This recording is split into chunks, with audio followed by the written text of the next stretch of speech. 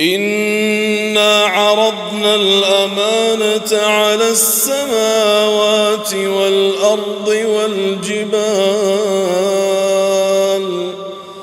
فأبين أن يحملنها وأشفقن منها وحملها الإنسان